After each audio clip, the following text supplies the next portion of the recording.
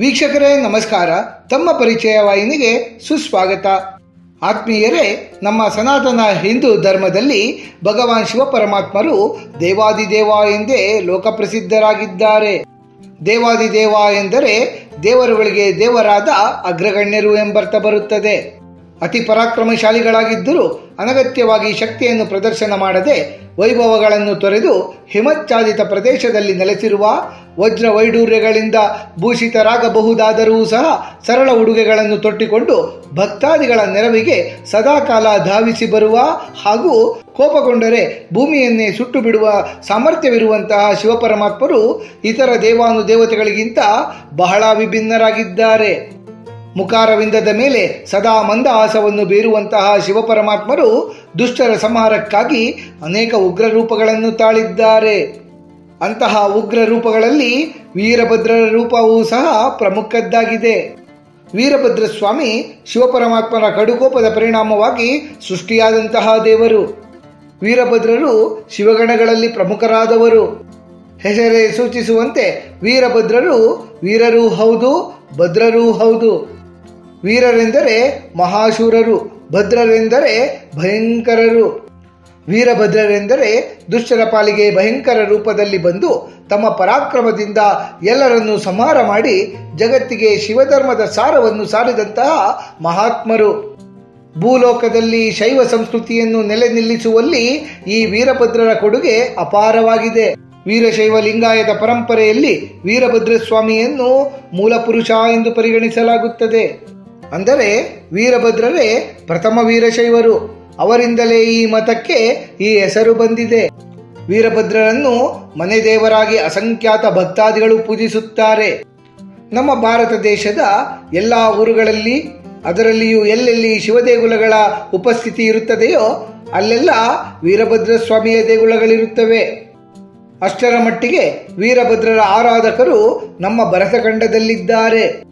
ಆಂಧ್ರ ಪ್ರದೇಶದ ಲೇಪಾಕ್ಷಿ, ರಾಯಚೋಟಿ, ಬೆಳಗಾವಿಯ ಗೊಡಚಿ, ಯಡೂರು, ಗದಗದ ಸಿಂಗಟಾಲೂರು, ಉಡುಪಿಯ ಹಿರಿಯಡ್ಕ ಮುಂತಾದ ಕ್ಷೇತ್ರಗಳಲ್ಲಿರುವ ವೀರಭದ್ರ ದೇಗುಲಗಳು ಹಾಗೂ ಬೆಂಗಳೂರಿನ ಕೆಂಪೇಗೌಡ ನಗರದ ಪ್ರಳಯಕಾಲ ವೀರಭದ್ರ ದೇಗುಲಗಳು ಬಹಳ ಪ್ರಸಿದ್ಧಿಯನ್ನು ಪಡೆದಿವೆ. ಗುರು ಬಸವಣ್ಣರು ಆದಿಯಾಗಿ ಅನೇಕ ಶಿವಶರಣರು ವೀರಭದ್ರ ಸ್ವಾಮಿಯನ್ನು ಕುರಿತು ಅನೇಕ ವಚನಗಳನ್ನು ರಚಿಸಿದ್ದಾರೆ. ನಮ್ಮ ಈ ಪ್ರಸ್ತುತ ಸಂಚಿಕೆಯಲ್ಲಿ ವೀರಭದ್ರರು ಯಾರು, ಉಗ್ರ ಸ್ವರೂಪಿಯಾದ ವೀರಭದ್ರರ ಹುಟ್ಟಿಗೆ ಕಾರಣವಾದರು ಏನು ಎಂಬಿತ್ಯಾದಿ ಕುತೂಹಲಭರಿತ ಪ್ರಶ್ನೆಗಳಿಗೆಲ್ಲ ಮಾಹಿತಿಗಳನ್ನು ಒಂದೊಂದಾಗಿ ತಿಳಿದುಕೊಳ್ಳೋಣ. ವೀರಭದ್ರ ಸ್ವಾಮಿ ಹುಟ್ಟಿದ್ದು ಹೇಗೆ? ವೀರಭದ್ರರು ಶಿವದೇವರ ಅಂಶದಿಂದ ಹುಟ್ಟಿದವರು. ಹಿಂದೂ ಧರ್ಮದಲ್ಲಿ ಪ್ರತಿ ದೇವರ ಅವತಾರದ ಹಿಂದೆಯೂ ಸಹ ಪೌರಾಣಿಕ ಕಥೆಗಳಿರುತ್ತವೆ. ಹಾಗೆಯೇ ಅಧರ್ಮದ ನಾಶಕ್ಕಾಗಿಯೇ ಅವತರಿಸಿದ ಉಗ್ರ ಸ್ವರೂಪಿಯಾದ ವೀರಭದ್ರರ ಅವತಾರದ ಹಿಂದೆಯೂ ಸಹ ರೋಚಕವಾದ ಪೌರಾಣಿಕ ಕಥೆ ಇದೆ. ಬ್ರಹ್ಮದೇವರ ಪುತ್ರರಲ್ಲಿ ದಕ್ಷ ಪ್ರಜಾಪತಿಯೂ ಸಹ ಒಬ್ಬನು. ಬ್ರಹ್ಮದೇವರು ದಕ್ಷನನ್ನು ಪ್ರಜೆಗಳ ಕಾನೂನು ಪಾಲಕನಾಗಿ ನೇಮಕ ಮಾಡಿರುತ್ತಾರೆ. ಅಂದರೆ ಕಾನೂನು ವಿಚಾರದಲ್ಲಿ ದಕ್ಷನ ಮಾತೆ ಅಂತಿಮವಾಗಿರುತ್ತದೆ. ಹಾಗಾಗಿ ದಕ್ಷನಿಗೆ ತಾನೂ ಸಹ ತ್ರಿಮೂರ್ತಿಗಳಿಗೆ ಸರಿಸಮಾನ ಎಂಬ ಅಹಂಕಾರ ಉಂಟಾಗಿರುತ್ತದೆ. ಈ ದಕ್ಷ ಪ್ರಜಾಪತಿ ತನ್ನ ಪುತ್ರಿಯಾದ ಸತಿಯನ್ನು ಶಿವದೇವರಿಗೆ ಕೊಟ್ಟು ಮದುವೆ ಮಾಡಿರುತ್ತಾನೆ.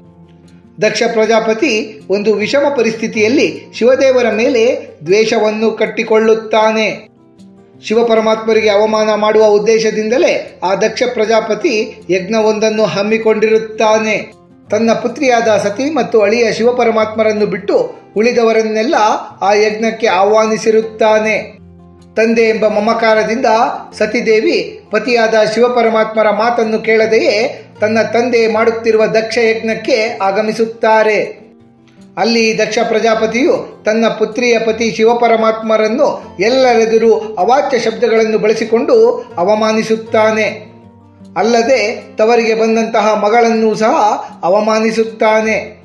ತನಗೆ ಹಾಗೂ ತನ್ನ ಪತಿಗೆ ಆದಂತಹ ಅವಮಾನವನ್ನು ಸಹಿಸದಂತಹ ಸತಿದೇವಿ ಯಜ್ಞಕುಂಡಕ್ಕೆ ಹಾರಿ ಜೀವ ತ್ಯಜಿಸುತ್ತಾರೆ. ಈ ವಿಷಯವನ್ನು ತಿಳಿದು ಕೆಂಡಾಮಂಡಲರಾದಂತಹ ಶಿವಪರಮಾತ್ಮರು ರೌದ್ರಾವತಾರವನ್ನು ತಾಳಿ ತಮ್ಮ ರೌದ್ರ ನರ್ತನವನ್ನು ಮಾಡತೊಡಗುತ್ತಾರೆ. ತಮ್ಮ ಜಡೆಯನ್ನು ಬಿಚ್ಚಿ ಒಂದು ಕೂದಲನ್ನು ಕಿತ್ತು ನೆಲಕ್ಕೆ ಅಪ್ಪಳಿಸುತ್ತಾರೆ. ಆಗ ವೀರಭದ್ರರು ಪ್ರಕಟವಾಗುತ್ತಾರೆ. ವೀರಭದ್ರರ ಮೈಬಣ್ಣ ಮೋಡದಂತೆ ಕಪ್ಪಾಗಿರುತ್ತದೆ. ಅವರು ಹುಲಿಯ ಚರ್ಮ ಮತ್ತು ತಲೆಬುರುಡೆಯ ಮಾಲೆಯಿಂದ ಅಲಂಕರಿಸಲ್ಪಟ್ಟಿರುತ್ತಾರೆ. ಹಲವಾರು ತೋಳುಗಳನ್ನು ಹೊಂದಿದ್ದು ವಿಭಿನ್ನ ಆಯುಧಗಳನ್ನು ಹಿಡಿದಿರುತ್ತಾರೆ.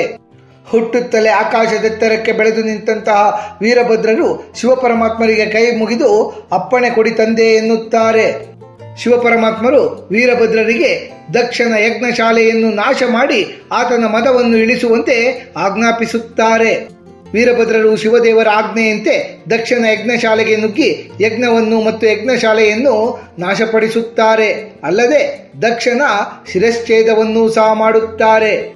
ಹೀಗೆ ವೀರಭದ್ರರು ಶಿವದ್ರೋಹಿಗಳ ಪಾಲಿಗೆ ದುಸ್ವಪ್ನವಾಗುತ್ತಾರೆ. ನಂತರ ದೇವತೆಗಳೆಲ್ಲ ಸೇರಿ ಶಿವದೇವರನ್ನು ಸ್ತುತಿಸಿ ಶಿವದೇವರ ಕೋಪವನ್ನು ಕಡಿಮೆ ಮಾಡಿ ದಕ್ಷನಿಗೆ ಜೀವದಾನವನ್ನು ಮಾಡಲು ಕೇಳಿಕೊಳ್ಳುತ್ತಾರೆ.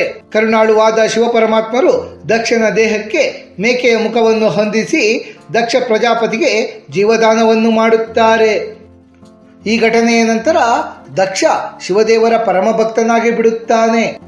ವೀರಭದ್ರ ಸ್ವಾಮಿ ದಕ್ಷನ ತಲೆಯನ್ನು ಕಡಿಯುವ ಮೂಲಕ ಆತನ ಅಹಂಕಾರವನ್ನು ನಾಶ ಮಾಡಿ ಮತ್ತೊಬ್ಬರಿಗೆ ಕೇಡನ್ನು ಬಯಸುವ ನಕಾರಾತ್ಮಕ ಯೋಚನೆಗಳಿಗೆ ಜೀವನದಲ್ಲಿ ಜಾಗವನ್ನು ನೀಡಬಾರದು ಎಂಬ ಸಂದೇಶವನ್ನು ಸಾರಿದ್ದಾರೆ. ಇಂತಹ ವೀರಭದ್ರ ಸ್ವಾಮಿಯನ್ನು ಯಾರು ಪ್ರತಿನಿತ್ಯ ಪೂಜಿಸುತ್ತಾರೋ ಮತ್ತು ಅವರ ನಾಮಸ್ಮರಣೆಯನ್ನು ಮಾಡುತ್ತಾರೋ ಅಂಥವರಿಗೆ ಯಾವುದೇ ಭಯ ಮತ್ತು ಭೀತಿ ಇರುವುದಿಲ್ಲ.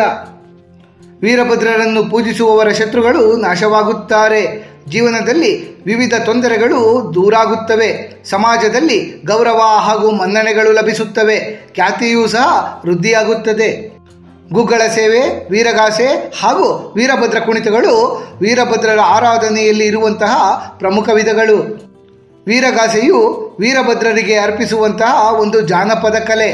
ಇದರಲ್ಲಿ ವೀರಭದ್ರರ ಶೌರ್ಯವನ್ನು ಅಭಿನಯಿಸಲಾಗುತ್ತದೆ. ಉತ್ತರ ಕರ್ನಾಟಕದ ಪುರವಂತರು ಈ ಕಲೆಯ ಮೂಲಕ ವೀರಭದ್ರರನ್ನು ಸ್ತುತಿಸುತ್ತಾರೆ. ವೀರಭದ್ರ ಸ್ವಾಮಿಯನ್ನು ಒಲಿಸಿಕೊಳ್ಳಲು ವೀರಭದ್ರ ಭುಜಂಗ ಸ್ತೋತ್ರ, ವೀರಭದ್ರ ಸಹಸ್ರನಾಮ ಸ್ತೋತ್ರ ಮತ್ತು ವೀರಭದ್ರ ಗಾಯತ್ರಿ ಮಂತ್ರ ಸುಲಭದಾರಿಯಾಗಿವೆ. ಆತ್ಮೀಯ ವೀಕ್ಷಕರೇ, ಶಿವಪರಮಾತ್ಮರ ಅಂಶವಾಗಿರುವ ವೀರಭದ್ರ ಸ್ವಾಮಿಯ ಕುರಿತಾಗಿ ಸಮಗ್ರ ಮಾಹಿತಿಯನ್ನು ತಿಳಿದುಕೊಂಡ ನಮಗೆಲ್ಲರಿಗೂ ಆ ಭಗವಂತನ ಕೃಪಾ ಕಟಾಕ್ಷ ಸದಾಕಾಲ ಇರಲೆಂದು ಕೋರಿಕೊಳ್ಳುತ್ತಾ ಈ ದಿನದ ಸಂಚಿಕೆಯನ್ನು ಮುಗಿಸುತ್ತಲಿದ್ದೇವೆ. ವೀಕ್ಷಕರೇ, ನಿಮಗೆ ಈ ವಿಡಿಯೋ ಇಷ್ಟವಾಗಿದ್ದಲ್ಲಿ ಲೈಕ್ ಮಾಡಿ, ಶೇರ್ ಮಾಡಿ ಮತ್ತು ಸಬ್ಸ್ಕ್ರೈಬ್ ಮಾಡಿ ಹಾಗೂ ಬೆಲ್ ಬಟನ್ ಒತ್ತುವುದನ್ನು ಮರೆಯಬೇಡಿ.